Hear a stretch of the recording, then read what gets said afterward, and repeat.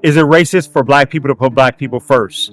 Absolutely not. Black people can't be racist. What do you mean? Yes, it is racist. Ooh. It's racist for black people not to put black people first. Some people say that it's racist to put us first, and I laugh at that. Are you serious? We have to put each other first. They'll tell us that it's racist to put ourselves first, but then they'll go put themselves first every single day of the week and twice on Sunday. And there's nothing racist about that. So we should be offended by people who even tell us that it's racist. What? Self-preservation is racist? Other races don't have a problem with putting their community first. We have to put ourselves first. White people are thinking about their families, their homes, their communities, their businesses. They are not thinking about black people. They are thinking about themselves first.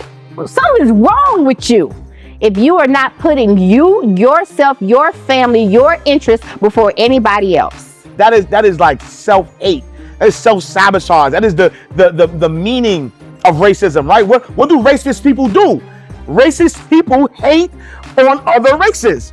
And so if I'm not showing love to me as a black person, I am hating myself and I am racist. We talked about the Holocaust. We were told that this was the greatest tragedy against humankind. But what about the Black Holocaust?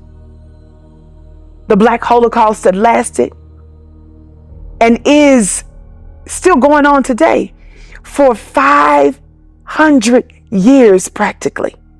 But what do we say of the stories and the reality of some of our ancestors whose bodies were set on fire? What do we say to our family members, our young babies who were thrown to alligators? What do we say, and in some spaces in the Americas, where our loved ones were shoved into tight containers with spikes and rolled down the hill? What do we say to our loved ones whose bodies were set between two beasts and they were tarred and feathered and the beasts were set in two different directions and the body was split in half? What do we say to the black bodies that were hung on the tree, not just in Calvary, but right here in these United States of America, men and women? What do we say to our mothers who, before she brought her baby to birth, her baby was ripped from her womb and her master used the end of his heel to crush the skull of the black baby? What do we say to our sisters who had to bear the babies of our open enemies, rape, and our fathers who were sodomized? What do we say to our other black mothers who had to nurse Miss Ann's children? What do we say to that? It's important to, for number one, understand that there was trauma to begin with, to know that there needs to be healing to take place. The way to erase that is to go and see, what was my life before the trauma? Because I believe the black man and the black woman has been suppressed so much with just thought itself. And so trauma in that one area alone is causing them to not even think. So we know we got models that we can turn to that would help us not repeat the pathology of the white model that created the trauma in the first place.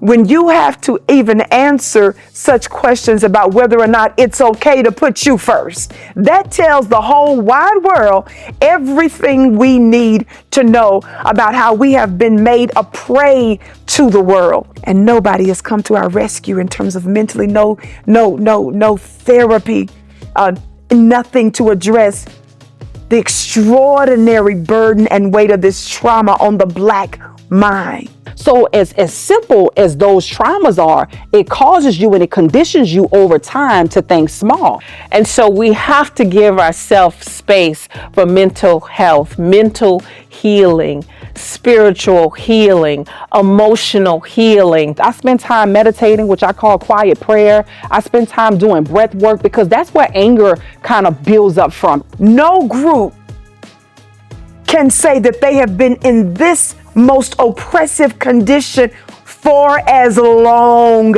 as we have without any reparations. And watch this, America nor the world has neither ceased nor desisted her oppression of us. But yet, we still remain a huge threat to the oppressive class.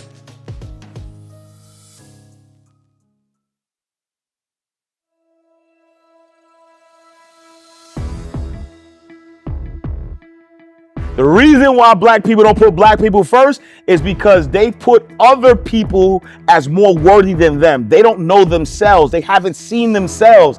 If they see themselves, what Hope said, everybody want to be us. We just got to see us. Are you worth $20 an hour? Are you worth $100 an hour? What is your worth? Because we live in a society in a time where they want to tell you what you're worth. They want to offer you what you're worth. They want to give you minimum wages. So if you don't have the courage, you're not going to buck against the system. If you don't have the courage, you're not going to push past the resistance. If you don't have the courage, you'll take whatever's given to you. The number one factor that drives most people insane is the racism they deal with when they go to work every day and have to bow to a person who does not care about them, doesn't have their interests at heart. Marcus Garvey said that education rules the world and ignorance carries the burden. We have to educate ourselves on becoming economically sustainable as a people. And the only way we can do that is when we truly realize our self-worth. What's wrong with us saying Jews may have, white people may have, Asians may have, but God bless a people that have their own? You know, remember, when they talk about the inalienable rights, they talk about life, liberty, and the pursuit of happiness. Well, a lot of people can't pursue happiness because they got to go to work in the morning. And happiness is not at their fucking job.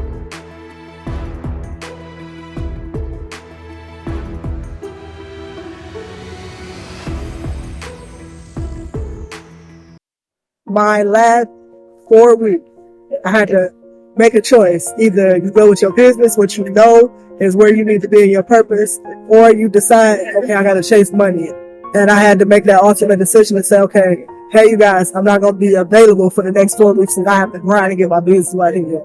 So Are you all right? It's okay. I've been It's in your Uber. heart. Yeah. It's in your I've heart. been Uber every single day to make your money get here. My friends, I told them, I said, if you guys trust in me and believe in me, then you'll help me out. They said, okay, whatever you need, we got. A friend of mine is how I even heard about this event. He sent me the link. She said, let's call the other two. It's 6 of us. She said, call 2 of them and see what they can do.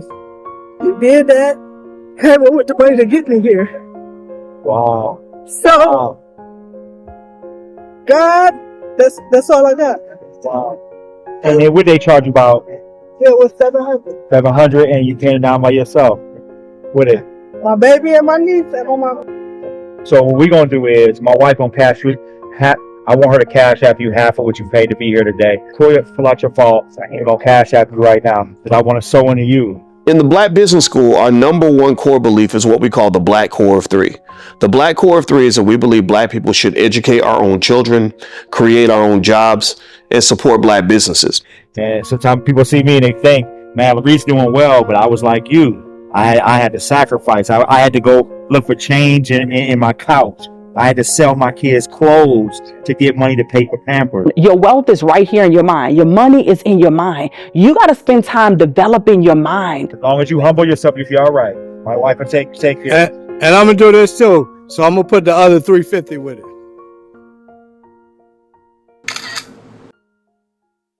It doesn't take away from anybody else's race to put my community first.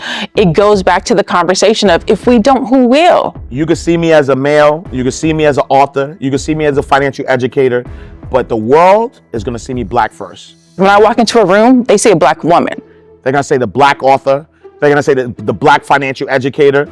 They're going to say the Black father, right? They're going to say the Black husband. If you see my race first, then I too have to make it a priority for my race to come first. When you know your worth and you tie that to your economic abilities to sustain yourself, and you apply that to the community as a whole and start to build, then we rise up into power. You go around the world and you realize, wait a minute, we're more powerful than we realize. Wait a minute. We're influencing the influencers. The Black culture is moving the economic markets. They're watching what we do in our behaviors to know what to go invest in. I remember one time after speaking, there was a Latina lady that came up to me and she said, "We love what you have to bring. It's so beautiful. We're going to buy all of your products, but we have to go and create our own Ona Brown. You do understand, we have to support our own." I said, I totally understand. If they make us the minority and we believe that we're the minority, we believe that we don't have power, then we're not going to put ourselves first, because we're going to chase after other things that people are telling us to chase after when we are the source. Without us, nothing moves.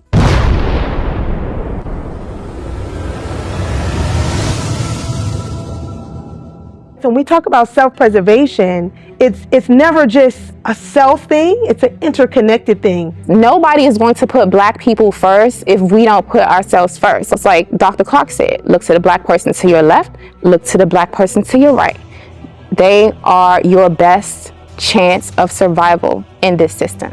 And so when we are looking at what we're feeding our children, we have to make sure that we are dissecting it all. Do they see us nurturing each other? Do they see us hugging each other? Do they see us giving encouraging words to each other? Being pro-Black, being B1 does not mean we're anti anything else. I'm not anti-white. I'm not anti-Asian, anti-Jewish. I'm just pro-Black. How was our saying Black Lives Matter defined in connotation as nobody else's life does? Legislation is not about us. Regulations are not about us. Justices, laws, that's not about us. It's clear that the police, the judge, the jury, the prosecutor, the COs, it's clear that they believe that white life matter, because there are no white Sandra Blands, there are no white Freddie Grays, there are no white George Floyds. It's only us. Even with all of the trauma, the power of Blackness is still so extraordinary. They're still putting their foot on our necks. I can remember and still hear the sound of George Floyd calling out to his mother, who was on the other side of life, as someone has their knee on his neck. They are still threatened by our extraordinary power. I tell you, we are in our finest hour. Can I live? Take back what's yours. Can I live? Take back what's yours. Can I live? Take back what's yours. Hey, I'm listening to my intuition. Can I live? Take back what's yours. Can I live? Take back what's yours. We done came a long way. I just wanted to say that we are the solution. It is my belief that everything that's wrong in the whole wide world has to do with the fact that Black folks aren't put first. So this is the rise to wake up to our power. We're not disempowering anybody by being who we are. The whole world needs Black power. And as long as Black power is suffering, then everybody gonna be suffering. They think they're gonna steal from us, rob from us, beat us down, chain us, and they not gonna suffer from that. It's up to us to heal. It's up to us to come together collectively to undo what has been done to us and to reclaim that. It's important that we're put first. It's important that we put ourselves back where we ought to be. Anyone thinks that us healing, uniting, building strong Black families, educating our own children, building up a Black economy, and practicing self-determination, anyone who believes that that is racist for Black people is a damn racist themselves. Can I live? Take back what's yours. We done came a long way. I just wanted to say that we are the solution. Spread my wings, I can fly. See me soaring in the sky. Sun just hit and I feel the breeze. Feels so good to be free. Hey, what's up, y'all? So it's Neil here, man. Super excited. I had the opportunity to come support my mentee, young Caden. Just want to talk about being on code. It is our responsibility to make sure we're helping young men like that literally grow. And I got a knack for looking at young talent and telling you where they're going to go. And he's going to go far. But another reason why he's going to go far because of his parents. This has been a dream, and I'm so glad that it's happened. I'm overjoyed. I've been lost for words the entire day. what I consider to be the new curriculum. So this young child and what he has developed will be instrumental in helping us to educate our future leaders, to teach financial literacy, so that we can overcome in many of our communities the issues that we see. So guys, if you don't do nothing else, besides just your restaurants and your salons and your barbers, is your doctor black? Is your lawyer black? Is your insurance broker black? Who's black in your network? That's self-preservation. That's B1.